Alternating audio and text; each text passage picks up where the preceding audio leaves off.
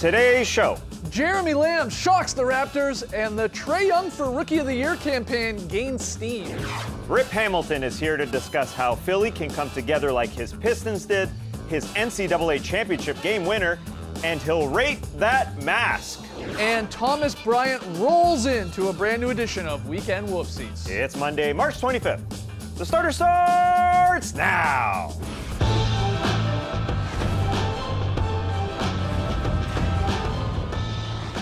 Good evening, sweet world, and welcome to The Starters, presented by Jack Daniel's Old No. 7 and Tennessee Honey. I'm J.E. Skeets. Alongside me, as always, we got Tass Mellis, we got the Aussie Lee Ellis, and over yonder, that's the bearded one, that's Trey Kirby. Hey-yo! Hey-yo! Trey, what's up? Well, I'm here at the internet looking for your best tweets at hashtag the starters. And guys, the Carolina Hurricanes have been making NHL headlines all season long with their post-win storm surge celebrations over the weekend. They got their round ball on, bringing out a portable hoop as defenseman Trevor Van Riemsdyk carves up the defense and throws one down off of skates. If you ask me, this is the new miracle on ice, and it brings us to today's question. What is the best mashup of basketball and another sport? For me, it's gotta be donkey basketball, which our own Lee Ellis once called play-by-play for. Okay, so you mount your donkey, and they're all kind of, okay, so he's got the ball and he's passing it off to... Who, the donkey or the man? No, the man's passing it off to a girl, she's going inside, she's fallen off, oh no, and this man goes jumped off his donkey. Oh, okay, so if the ball's loose, you can't let go of your donkey though, you've got to hold on to the reins. Always gotta hold on to your donkey's reins, but we wanna hear from you, so let us know on Twitter, what is the best mashup of basketball and another sport? Send them to us at hashtag the starters. We'll hear from you later. All right, get your tweets in. On tonight's show, NBA champion Rip Hamilton is back live in studio to talk some hoops and rate some masks. We got a brand new edition of Weekend Whoopsies. We got very solid play. We even got a wedgie. But let's start with a little Is This News? Trey has rounded up some recent NBA headlines. He's going to pitch them to us like he's Blake Snell, and we'll determine whether or not they're actually newsworthy. Trey. Our first headline is from Deadspin. It reads, the Hornets' Jeremy Lamb stuns Toronto with absolutely ridiculous game-winning buzzer beater. Is this news or just crazy? Is this news? Of course it's news. It's rare enough when a guy gets the ball in the backcourt and hits a game winner going forward, but he has to go back, retrieve it, and make this happen. Watch how long this thing was in the air, too. It nearly scrapes the top of the Scotiabank Arena there. Yeah, I mean, for the Hornets, like this actually potentially is a massive win for them. Yeah. Because they are still technically in the hunt. I don't think they're going to make it, but it really doesn't change anything for Toronto. They're pretty much locked into the second spot there. They're not going to drop to third. They're not going to catch a Bucks. But if you're Charlotte, I mean, imagine your season turns on this shot here right now. I mean, the 2 games back, we know Orlando's been playing quite well lately, and so is Miami. So they're in a dogfight, but that at least gives them a little bit more hope. So, I mean, good for them. Great for them, and their season isn't over yet. They needed a few more of those probably to make the postseason. They got 9 games left. They're down 2 games, and 6 of their 9 games are on the road. They're about to go on a 4-game road trip.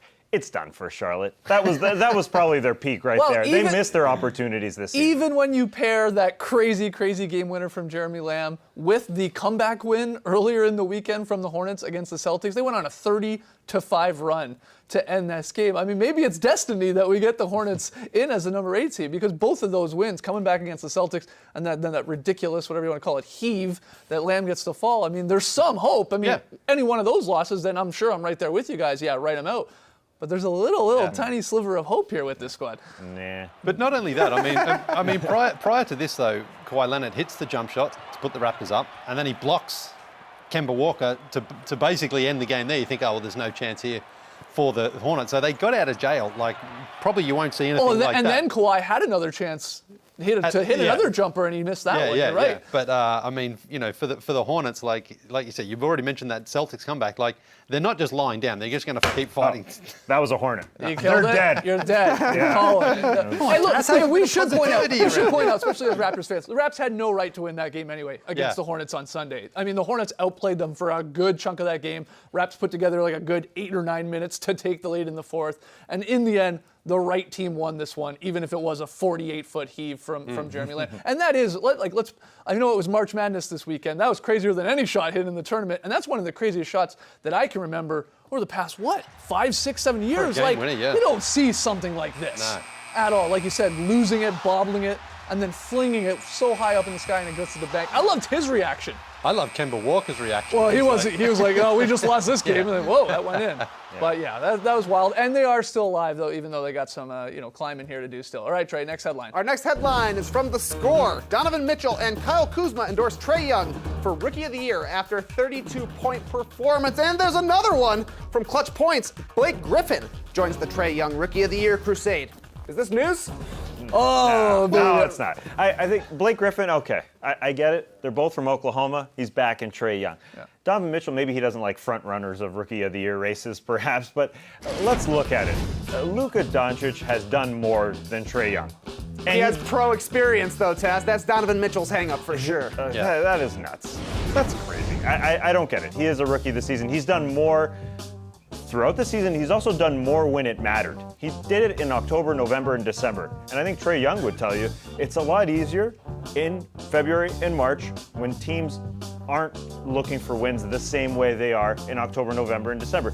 And we don't have to pit these guys against each other. They're both going to be great players. Yeah. But Luka Doncic has been better. He did more, and he did more when it mattered to me. Yeah, but you could argue that the rookie wall comes when for a lot of rookies where Trae Young has excelled because he started off slow, but it didn't affect him. But what might be interesting here, I agree that Doncic will win Rookie of the Year from the NBA, but Trae Young could win the Players Association Rookie of the Year because that's what happened last year with Donovan Mitchell. He won that, Right. voted on by his peers. Every player gets a vote. So if he's getting some support already there, maybe there's a few other people who are like, you know what, Trae lit us up for 30 points. He was great, and maybe Doncic didn't have that same impact. So it's possible that they could both win an award, even though I believe Doncic will win the NBA's award. This is just classic recency bias. That's all it is. And I'm very excited to see Trae Young lighting it up. And he had the game winner, of course, this weekend against the Sixers, that little floater in the lane. And since the All-Star break, Trae's had those moments as well as the big games. The 36 backs-to-back, and then he had the 49-point game. I get all that. But Luka was doing this earlier in the season, and that's sort of echoing what you were saying, Tass.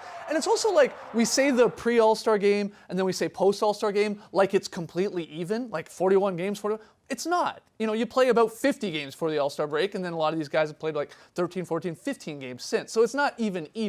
Luka also hasn't really fallen off. Trae has raised his game, but Luka hasn't fallen apart. He's had some duds, I get that. But on the same night where Trae Young goes and gets the game winner, well, Luka not much later had a triple-double in 27 minutes in a monster win over the Warriors. Now, I know they're without Steph Curry and whatever. It's one of these games like maybe who cares, but still, it's not like he's completely forgot how to play basketball here. So I'm excited this is close. I still think Luka ultimately is going to come away with it, but they're both going to be great players. It is great we're having this conversation because Trae Young didn't look like that player early on in the season, but now he looks like a stud. Yeah. Trey, final one. All right, our final headline is from Bleacher Report. After a Celtics loss, Kyrie Irving says winning's hard, team environments are hard. Is this news? That's a weird quote, but we've done this 4 or 5 times now with the Celtics. Honestly, So what is it then? Is that it? Give up on them? No, I think it is news. Okay, they've had 4 losses in a row. Denver, sure. That's entirely fine. Then they lose to Philly in a game where Philly finally beat them for the first time seemingly in a long time. When they lose Marcus Smart, the whole game changes. It's a momentum swing, big time. They lose to Charlotte. They lose to San Antonio. A couple games without Al Horford. Not their best player, but probably their most important player. I don't think those 4 losses are anything, but every time Kyrie says something, it's a little jolt to the locker room, especially because after the first comment, when he started this season with the young guys got to figure this thing out. Then every subsequent comment just jolts their locker room just a tiny bit. They're just not together after every single game the way they should be. So yeah, I think it is news. It really doesn't matter, but at the same time, those young guys are going to be asked, hey, Kyrie said team environments are hard. Why is this environment hard? Yeah. They have to, and then they have to say, oh man, I got to answer another question, this time about an environment? What is this, an ecosystem? I just think it's just a little shell shock to them each and every time Kyrie does this. It doesn't bring them together, it just fractures them just a tiny bit. Do you still believe in the Celtics, though, in a playoff they're good. series? Because it looks like right now that they do not care about this regular season. They've basically said as much time after time here. Like, we're ready now. Now it looks like we're going to be in a 4-5 situation here. They don't even seem all that concerned about having home court advantage in that. Can they flip the switch here and actually play some defense, get back to doing that in a playoff series? Because they have the talent, and they have some coaching, and they have some playoff success. Yeah. You believe so? Definitely can, because in that first round against Indiana, without Oladipo, Pacers look like they'll have home court, but the Celtics will take the take their chances. And if they draw Philadelphia in that next round, even though they lost that last game last week, they still have Philadelphia's measure because there was no Aaron Baines went out injured, Marcus Smart went out as well during that game. So they're not getting Philly in the next round though. This is what they're looking. They're going to be getting the Milwaukee Bucks in a second round series. Well, yeah. 4 or 5 Okay, so yeah, they could get the Bucks, but again, the Bucks haven't had that experience beyond the first round yet. So it's Boston are a very dangerous team if it all comes together and they play defense. They haven't done that yet, but they still have time to get it all together. Let's hear from you guys. Jump on Twitter, hashtag the starters. You still believe in these Celtics? We got to take a break. When we come back, though, very excited to have back NBA champion, NCAA champion Rip Hamilton back in studio. Don't go anywhere. Two-time.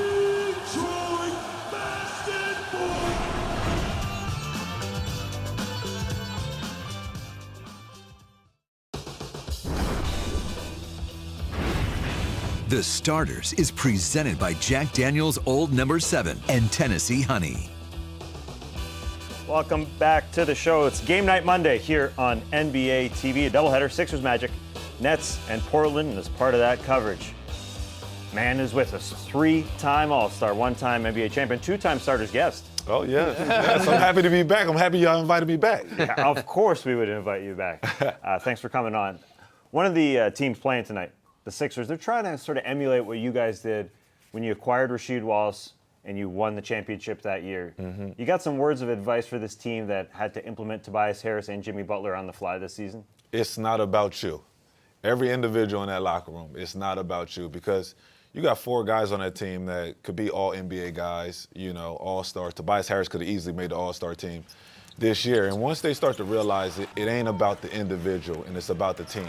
Some nights Jimmy's going to get 20. Some nights Tobias Harris might get 30. Sometimes Joe Embiid might only get 4 points, and they still win. And that's okay. Right.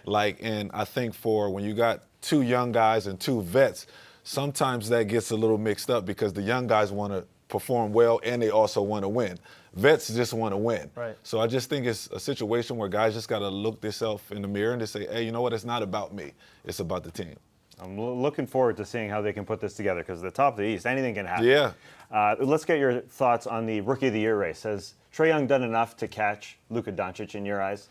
Trae Young has been balling of late, and I think that's been on everybody's mind of late, just seeing how he's been able to perform, especially after All-Star break. The shot he hit the other night against Philly, the game winner, and just from both guys, playing with a bunch of veterans, and they're looking for them to close games.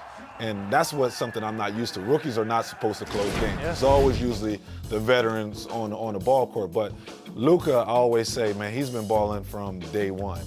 And he easily could have been an all-star. And when I say, when I compare guys to being Rookie of the Year, kind of like last year with Ben Simmons and Donovan Mitchell, I said, which guy had the best chance of being an all-star? Right? And that's the guy that I'm going to pick. So I felt like Luka Doncic played great early in the season. He's still playing great now. Even though Trae hit that buzzer beater like you guys talked about, Luka still came out and had a triple-double. So he ain't no punk by any means. He's going to come out there and still play. So I'm going with Luka. Yeah, triple-double in 27 minutes. Yeah, it's crazy. It was a pretty efficient game. Now, I feel bad mentioning this next stat, but you Instagrammed it, so it's fair game.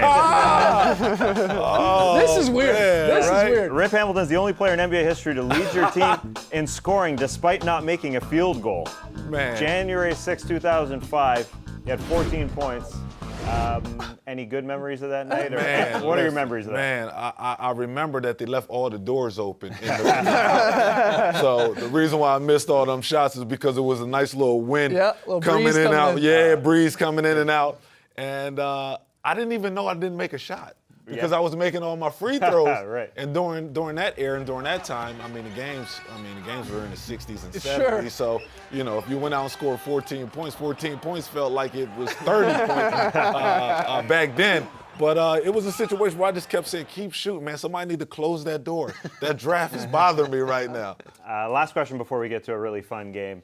It's 20 years nearly to the day of your game winner in the NCAA final. When you look back and you see this shot What are your thoughts now, 20 years later? Oh my goodness, it was a situation where when I got the first shot and I threw it up, I was kind of nervous. Just hurry up and get the ball up there. I just really didn't think about follow through and squaring my shoulders up and just getting a nice little release. But when I got the second opportunity, I just said, hey, I got big Tom McCullough, 7-footer, pretty much all over top of me. And I just told myself, man, just make sure you follow through. Get back to the basics as a kid. Just make sure you follow through. And I remember Khalid running and jumping on me, and I kind of like kicked his big old self off of me. I'm like, bro, nah, not you. After you played 40-something minutes, you sweating and everything. Kicked him off of me real quick. But it was probably one of the most memorable moments of my college and NCAA career. Unbelievable shot. All right, before we let you go, like Tass alluded to, we got to play another round of Rate That Mask. Okay. You are the man in the mask himself. So, wow, yeah, okay. We got some new masks for you here. I'm going to ask you to rate them 1 to 10. First one, Damian Lillard, around Halloween, so there was a reason, coming in with the Stone Cold Steve Austin mask. He's got the strut and everything. I like his swag. Yes. I mean, I really thought he was a wrestler when he walked in with the belt and everything else. I give him a 10. That was nice. I like that one. It was. He was committed to the bit. Yes, That's look right. at the walk. He even got the nice little walk with it, too. Yeah, that's pretty good. Okay, next one here. There's a bit of a spoiler alert for some of you out there. I think this just happened, but T-Pain as the monster on a show called The Masked Singer. Now, have you ever heard of this? Nah. Show? You haven't heard of this show? Nah. So that's T-Pain within that monster mask or outfit or whatever you want to call it. I'm not rolling at all. No? I give that a 1. I mean, I'm surprised that I wonder how much they paid him to put it on that costume. Yeah, I'm not rolling with that one at all. He says he may have not have been sober when he made that decision to go on that show, but that's a story for another day. All right, next one here. Silence of the Lambs, a classic. Hannibal Lecter mask. Oh, I love that movie right there. That's the only scary movie I wasn't scared to watch. Since that's a classic right there, I'm going with a 9.5 right there. 9.5 close to 10 though. Okay, that is a classic. I like that one. This one's different. Kevin Durant drinking through the water from having the towel wrapped around his face there, with the water The bottle. only thing I kept saying, because I seen that earlier in the year, and I said, man, how many people use that towel before he got it? And hopefully the ball boy gave him a clean towel right there to be drinking water through that. I'm going to give, since he 3. Okay, Give him a 3, yeah. Our final one here. This is by far the weirdest one yet. How do you rate this custom Japanese cat mask? Tumbo. Nah. You're dropping them a tumble. I don't like cats. I don't like black cats. I don't like them type of cats. I hate cats. Period. I spit every time I see a cat. Really? My kids say, Dad, you can't spit when you see, that cat is not black. You can't spit. I said, I don't like cats at all. You're a dog guy. Creepy. They creep up on you. They sneaky. Nah, I ain't with that. Give me a dog. Right, we can't thank you enough, man, for coming on. No problem. We really no problem. appreciate it. When we come back, we got a brand new batch of Weekend Whoopsies. And we now know to never have a cat up here in the studio. We're going to have a cat next time, Rich. You won't catch me on here.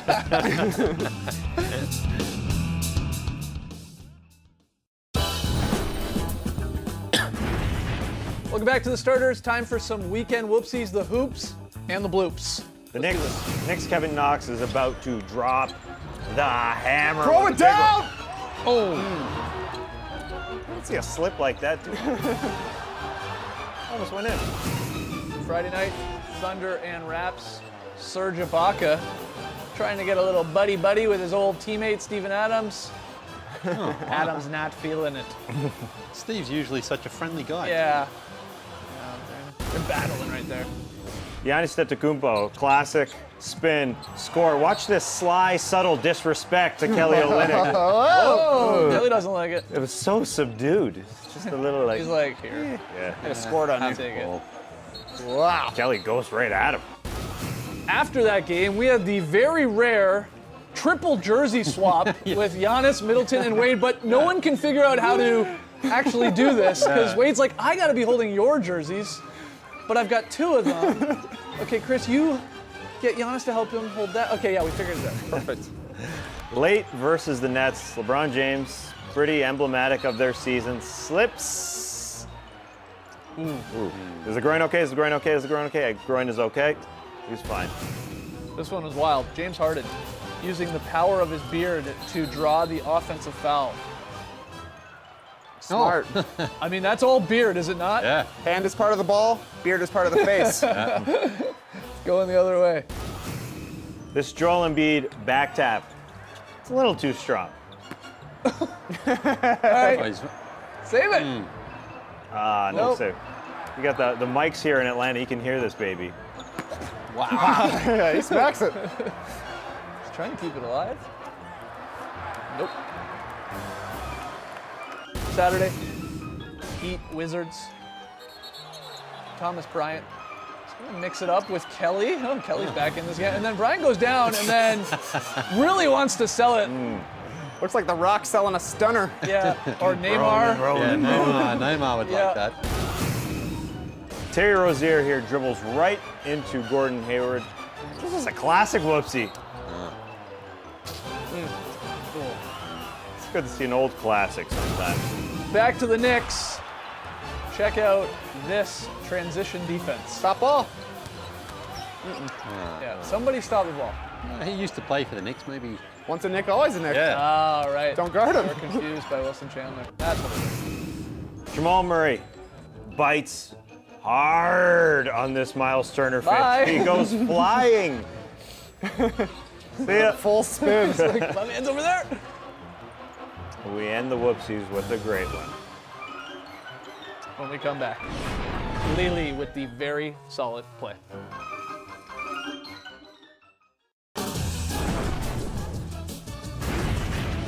We asked you for your best basketball / sort of other sport mashup, like donkey basketball. You hit us up on Twitter, #thestarters. Trey, what do you got? Some great responses. MJ says, how about the time the WWE had their own Lakers versus Nuggets playoff match? Had to reschedule because the Western Conference Finals was in town. Also great, Eddie says, MTV's Rock and Jock Basketball. All about that 20-pointer.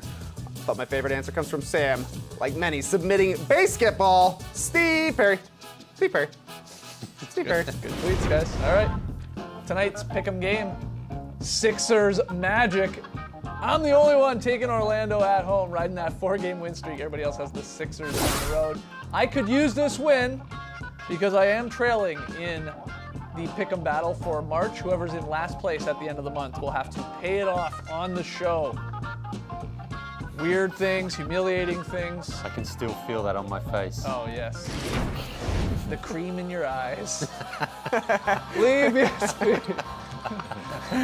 Ah, yeah, the Raptors here last night. Beautiful, beautiful, beautiful. Good to have Kyle Lowry back. Beautiful, fizzing around. That's a 3-ball. That's what I call a very solid play. Stop giggling. From the cream in your eyes to a wedgie. Of course, wedgie number 33 on the season. Cavs, Bucks, Brandon. He's a knight in shining armor, trying valiantly to get us to 50. Yeah, that's a good one. It's not going to happen, but 33. We count the playoffs. We count the playoffs. We count the playoffs. Keep that in mind. We got a long way to go. You're right. Tomorrow, Tuesday, we got a special drop podcast for you. Get your questions in right now. #thestarters. Email us thestarters@nba.com. Lily, Yeah, this was Ryan and Lionel at the Knicks and Jazz game, but their fan sign actually got confiscated before they could enter the arena. Wow. Yeah. That's a shame. Yeah, It's a great nice job. sign. All right, we'll see you guys tomorrow night here. We got the drop podcast before that. What a fan sign. Yeah.